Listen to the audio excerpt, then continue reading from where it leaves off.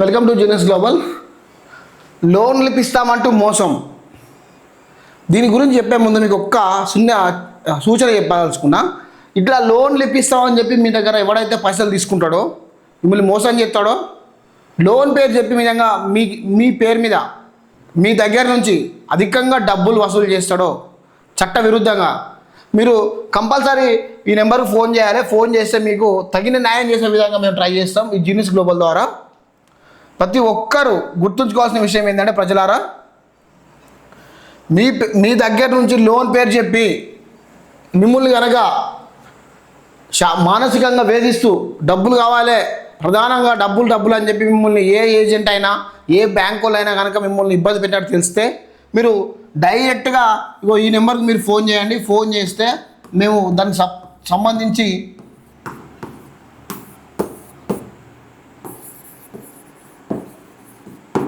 ఈ నెంబర్ కనుక మీరు ఫోన్ చేశారనుకో కంపల్సరీగా దాన్ని రెక్కి నిర్వహించి మీకు న్యాయమయ్యే విధంగా అయితే మేము ట్రై చేస్తాం.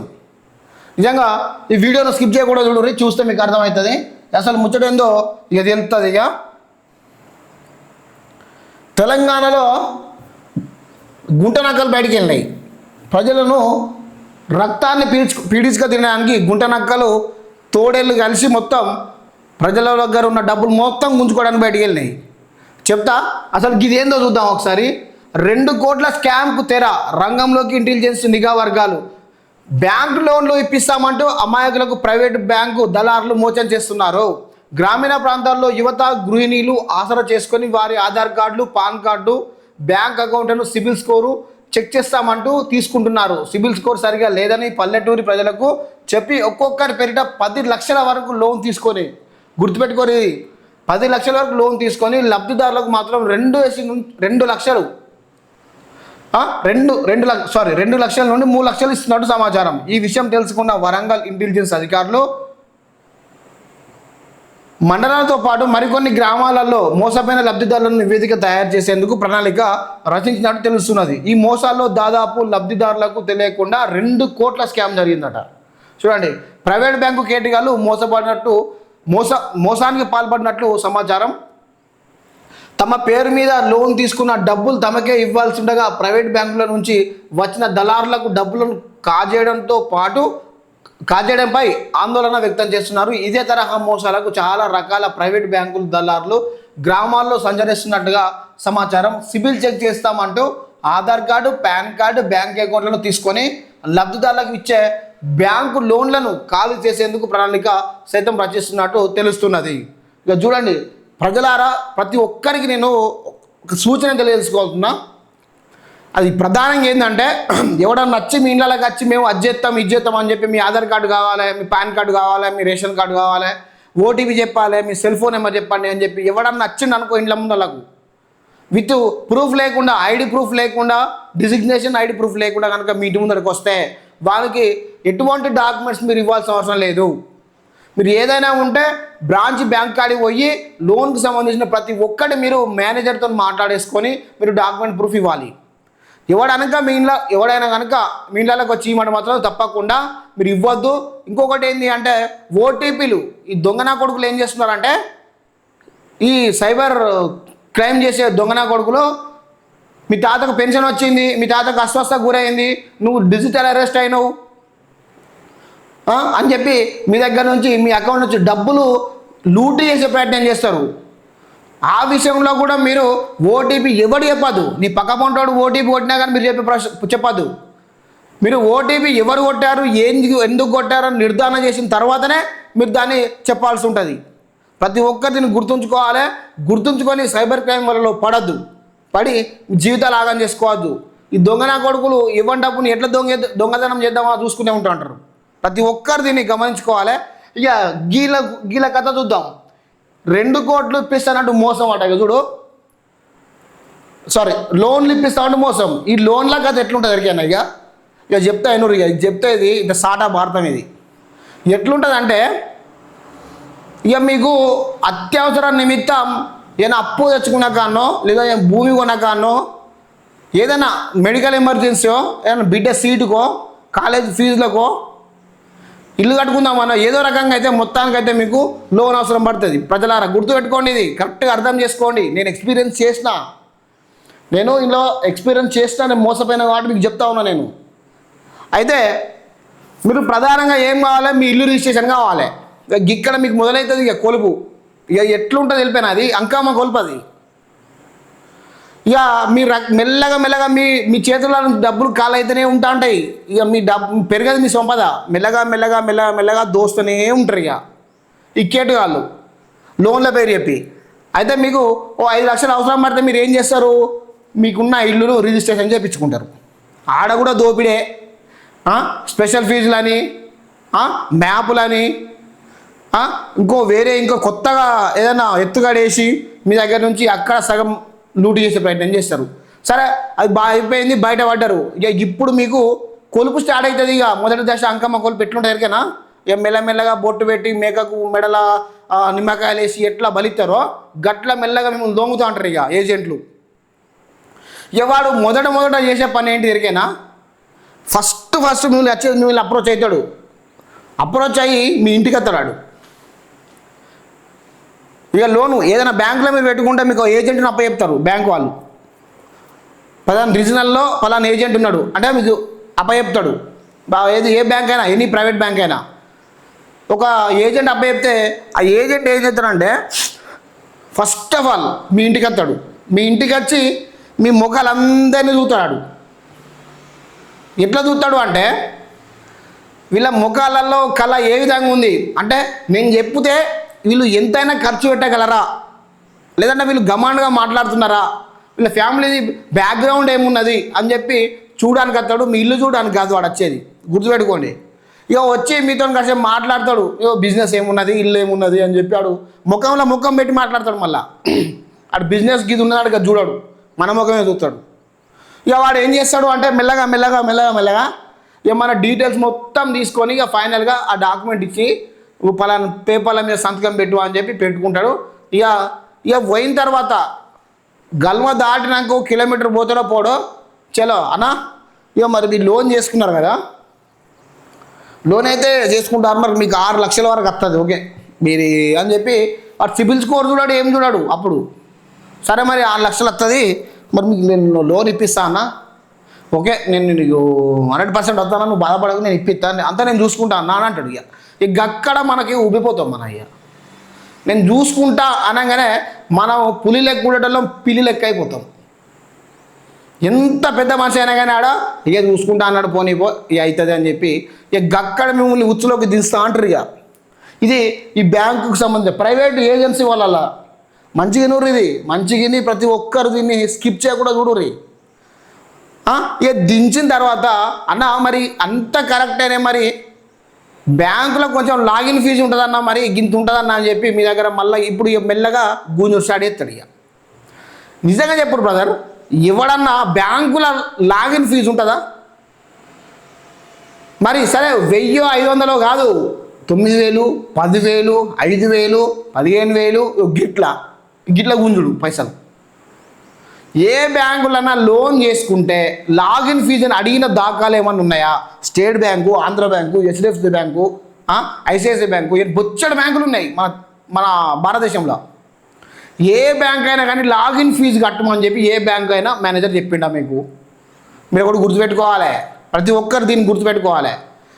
సరే ఓకే, ఇక మనం ఏం చేస్తాడు, లాగిన్ ఫీజు ఉంటుంది అన్న వాళ్ళే ఇక అంతా చూసుకుంటా అన్నాడు కదా అని చెప్పి ఇక మన ఇంటి పెద్ద మనిషి ఏం చెప్తాడు, ఎంత బిడ్డ అంటే ఇక అక్కడ 10,000 చెప్తాడు. ఇక 10,000 చెప్పి మిమ్మల్ని 10 రోజులు అడబెడతాడు. ఇక ఆపుతాడు ఈ లోను. ఎమ్మడే రాదు, 10 రోజులు ఆపి ఇక మెల్లగా మళ్ళీ ఏం చేస్తాడు, సిబిల్ స్కోర్ చెక్ చేయాలి అన్న అని చెప్పి మళ్ళీ ఏం చేస్తాడు, అన్న మీ సిబిల్ స్కోర్ చెక్ చేయాలి, ఇంటర్నల్గా ఉండాలి, మాకు బ్యాంకు నుంచి వేరే వస్తుంది అన్న, మరి మీ సిబిల్ స్కోర్ చెక్ చేయాలి అంటే మాత్రం ఖర్చు అవుతుంది అన్న, మరి ఒక 1,000 రూపాయలు ఖర్చు అవుతుందని చెప్పి మళ్ళీ 1,000 రూపాయలకు టోకన్ వేస్తాడు. అందుకే నేను ఏమన్నా గుంట నక్కలు తోడేళ్ళు కలిసి మొత్తం దోస్తా ఉన్నాయి ప్రజా సొమ్మును అని చెప్పి నేను అంటా ఉన్నా. అర్థమవుతుందా? సిబిల్ స్కోర్ చెక్ చేయాలన్నా అని చెప్పి ఒక 1,000 రూపాయలు మెల్లగా మీ దగ్గర నుంచి మళ్ళీ లూటీ చేస్తాడు. యాక్చువల్గా సిబిల్ స్కోర్ చెక్ చేయాలి అంటే బొచ్చడి సైట్లు ఉన్నాయి ఫ్రీగా, కానీ వీళ్ళు అట్లా ఉండదు. సిబిల్ స్కోర్ చెక్ చేయాలి అన్నా కూడా మీ దగ్గర ఛార్జెస్ ఇస్తారు. సరే చేసిర్రు, అందులో ఒక లోన్ ఉన్నది, ఏదో ఒకటి ఉన్నది అని చెప్పి లోన్ ఉన్నది.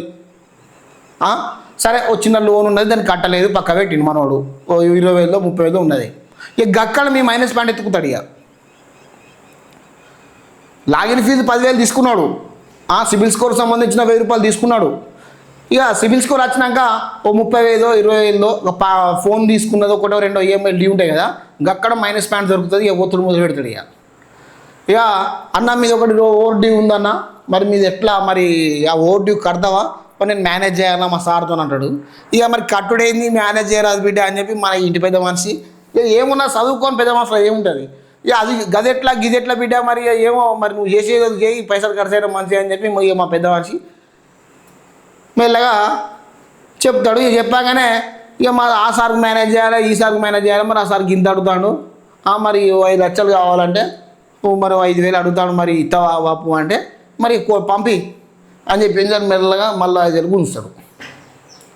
గుంజినా లోన్కి లాగిన్ చేసి ఏం చేస్తారు, ఇల్లు చూడు అనుకత్తారయ్యా, మేనేజరు, అసిస్టెంట్ మేనేజరు, ఏజెంటు ఇల్లు చూడడానికి వచ్చి ఇక చూడు, ఇక వాళ్ళు ఇల్లు చూసి ఏదో బిజినెస్ చూసి ఇక వాళ్ళు సపరేట్గా పోతారా, పోరు, మనిషికి 5,000 చేతులు పెడితేనే పోతారు. ఏమన్నా అయితే మన ఏజెంటే చెప్తాడు, ఎట్లా మరి మా సార్ వచ్చి మరి చూసుకో, మరి అంత ఇంత సంతకాలు పెట్టాలి, మరి ఆయనతోనే ఉన్న ఆయన చేతిలో పని, మరి పెద్ద మనిషి మరి నువ్వేనా సంతకం, 3 వచ్చింది కదా, మనిషికి 5,000 రూపాయలు మరి ఇస్తే వాళ్ళు సంతకం పెడతారు, ఇక మన ఫైల్ తానే వెళ్ళిపోతుంది అని చెప్పి ఇక మెల్లగా అక్కడ గుంజుడు స్టార్ట్ చేస్తారు. ఇక అది ఏం చేసుడు లేదు, అట్లా తీసుకున్నారా. ఇక మరి ఇది తీసుకున్న తర్వాత ఓకే మీకు లేవన్ శాంక్షన్కి వచ్చింది, మరి మీ బిజినెస్ ఏం చూపెడతారని చెప్పి మళ్ళీ ఒక పుల్లేస్తాడు. అలా పుల్లేసి మళ్ళీ ఏం చెప్తాడు, అరే ఏమో బిజినెస్ అంటాడు కదా, మరి ఇదే నుంచి తేవాలి అని చెప్పి పెద్ద మంచి ఆలోచనలో పడతాడు. పడ్డ తర్వాత సరే బిజినెస్ లేదు కదా బిడ్డ, మరి ఏం చేద్దాము అంటే మరి బిజినెస్ మేనేజ్ చేస్తే ఒక బ్యానర్ కొట్టిర్రి, అక్కడ పెట్టుర్రి, 4 బర్రెలు కట్టేయ్యి, బర్రెలు కట్టేస్తే నేను మేనేజ్ చేస్తా అని చెప్పి దానికి ఒక లైసెన్స్ ఉంటుంది, దాన్ని కూడా మనం అప్లై చేయాలి, దానికి ఒక పరీక్షలు ఉంటాయి అని చెప్పి మళ్ళీ 10,000 రూపాయల మీద నుంచి గుంజుతాడు. ఆ లైసెన్స్ లేదు, అది లేదు, ఉత్తదే అట్లా పేరుకే, వీళ్ళు బిజినెస్ పెట్టు లేదు, సిబిల్ స్కోర్ చూసి చుడుకంతే. ఇక ఫైనల్గా ఇక లోన్ అయిన తర్వాత మార్టిగేజ్ అంటే ఓ 4-5 వేలలో అయిపోతుంది, అది గవర్నమెంట్ కట్టాల్సిన చేయాలన్నా దాని గురించి మాట్లాడదు మనం. మార్టిగేజ్ అయిన తర్వాత మిమ్మల్ని లోన్ శాంక్షన్ అయిన తర్వాత 1 వారం 10 రోజులు పెండింగ్ పెడతారు. పెండింగ్ పెట్టి అందులో ఇక చూడు జిఎస్టీ అని చెప్పి, ప్రాసెసింగ్ ఫీజ్ అని చెప్పి, అందులో ట్యాక్స్లు అని చెప్పి అన్నీ కలిపి 5 లక్షలు లోన్ వచ్చే కాడ పెద్ద మనుషులకి ఎవరికైనా లోన్ పెట్టుకున్నవానికి 5 లక్షలు లోన్ వచ్చే కాడ ఎంతైతే రేగేనా, మీరు కనుక 5 లక్షల లోన్ కనుక తీసుకున్నారనుకో, 5 లక్షల లోన్ కనుక తీసుకుంటే మీకు 60,000 నుంచి 70,000 రూపాయల ఖర్చు తెప్పిస్తారు వాళ్ళు మీకు ఏరు పడకుండా. గుర్తుపెట్టుకోరి, ఈ 60-70,000 రూపాయలు ఈజీగా మీకు ఖర్చు తెప్పియకపోతే నన్ను ఏమన్నా అడుగురి, తమ్ముడు ఇది నువ్వు అన్నది తప్ప కరెక్టా, ఇక గిట్లుంటుంది. ఇక ఇప్పుడు ఈ గుంట నక్కలు ఏం చేసినాయంటే గృహిణీల మీద పడ్డాయి, ఇంట్లో ఉండే అవలక్కల మీద పడ్డాయి. ఎట్లా అంటే ఇక వీళ్ళు ఒక 10 మందిని చూసి ఏం చేస్తారు అంటే లోన్లు మనిషికి 20,000 చొప్పున ఇస్తారు. ఎంత ప్రైవేట్ కాదు ఇది, దందా, ప్రైవేట్ దందా ఇది, ప్రజల రక్తం బీడిచ్చే దందా ఇది. వీళ్ళు సరే 20,000 నుంచి ఇప్పుడు తర్వాత ఒక 10 నిమిషాలు మాట్లాడుకుందాం. కానీ ఇక వీళ్ళు ఇచ్చేటప్పుడు ఇంట్రెస్ట్ రేట్ ఎంత 1.25 అంటారు, అంటే ₹1.25 పడుతుంది అంటారు ఈ ప్రైవేట్ యాజమాన్యం. కానీ తీరా వచ్చిన తర్వాత ఎంత ఎరికైనా 5 లక్షలు కనుక మీరు తీసుకుంటే మీకు ఒక టర్మ్ ఉంటుంది, 6 సంవత్సరాల 5 సంవత్సరాల 15 సంవత్సరాల. మీకు 6 సంవత్సరాలు పెట్టుకుంటే 5 కాస్త 10 అయిపోతుంది, 5 లక్షలు కాస్త 10 లక్షలు అవుతుంది. ఒకవేళ ఇన్ కేస్ మీరు ఒక ఈఎంఐ కట్టకపోతే దానికి ఫైన్ వేస్తారు, అడ్వాన్స్డ్ ఈఎంఐ కట్ చేస్తారు.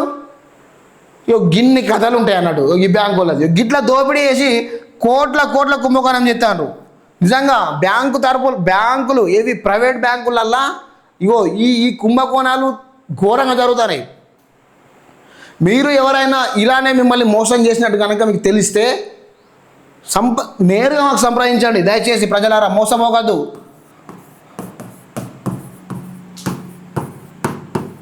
దయచేసి ప్రజలారా మీరు ఈ నెంబర్కి ఫోన్ చేయండి. ఎవడైతే మిమ్మల్ని పైసలు తీసుకొని రిజిస్ట్రేషన్ చేస్తా, లోన్ ఇప్పిస్తా అని చెప్పి మీకు టోకరా ఇస్తున్నాడో వానికి నేరుగా సంప్రదాయ వాళ్ళ ఎవడైతే మిమ్మల్ని మోసం చేసిండో వాళ్ళను చట్టానికి అప్పచెప్పుదాం. చట్టానికి అప్పచెప్తే చట్టం చూసుకుంటుంది. వాళ్ళ లొసుకులని మొత్తం మిమ్మల్ని ఏ మోసం చేసిండో మొత్తం అన్ని తీసి చట్టానికి అప్పచెప్తే వాళ్ళు చూసుకుంటారు ప్రతి ఒక్కటి. దయచేసి ప్రజారా మీరు మోసపోకండి. ఈ లోన్ పేరు చెప్పి మీ దగ్గరికి ఎవడో నచ్చేవడం మాత్రం మీరు అన్నీ తెలుసుకున్న తర్వాతనే లోన్ తీసుకోండి. ఎందుకంటే ఈ రోజులలో గుంట నక్కలు తోడేళ్ళు బాగా బయటకు వెళ్ళినాయి. 2 కోట్ల స్కామ్ కాదు ఇది. ఏ 10-15 కోట్ల స్కాము 2025 నుంచి 24 నుంచి 2024 కానుంచి మొదలుకుంటే చెప్తాను, ప్రతి ఒక్కరు దీన్ని గుర్తుపెట్టుకోవాలి. 2024-25 సంవత్సరానికి ఫినాన్షియల్ ఇయర్లో కమ్సే కమ్ ఒక 10 కోట్ల నుంచి 15 కోట్ల వరకు ఫ్రాడ్ జరిగింది. 100% ప్రజల సొమ్మును 10-15 కోట్లు ఉత్తగానే అప్పనంగా మింగేసిర్రు. ఏరు పడకుండా పోతాయి మీకు పైసలు. గుర్తుపెట్టుకోరు. 50,000 తయారు చేసుకుంటే 50,000 మీకు కళ్ళల్లో కనబడకుండా వెళ్ళిపోతాయి లోన్ పేరు చెప్పి. దాన్ని కట్టి సావాలి మీరు. ఇటు 50,000 నష్టం అవుతుంది, అలా ప్రాసెసింగ్ ఫీజులు నష్టం అయిపోతాయి, మీరు రిజిస్ట్రేషన్ల ఫీజులు నష్టం అయిపోతుంది. లాస్ట్కు మీరు జెన్యున్గా మీకు వచ్చేది 5 లక్షల 3,50,000 రూపాయలు, 3,70,000 రూపాయలు మీ చేతికి వస్తాయి. మీకు 5 లక్షలకు 10 లక్షల రూపాయలు వేసి మిమ్మల్ని వసూలు చేస్తారు. ఇక మీరేం చేస్తారు, లోన్ ఇస్తారు అనగానే లోన్ మాకు 5 లక్షలు కావాలంటే ఇంటి పక్క పొంటోడు 5 లక్షలు తీసుకున్నాడంటే వాడు తీసుకున్నాడు కానీ వీళ్ళు ఊరుకుతా అంటారు.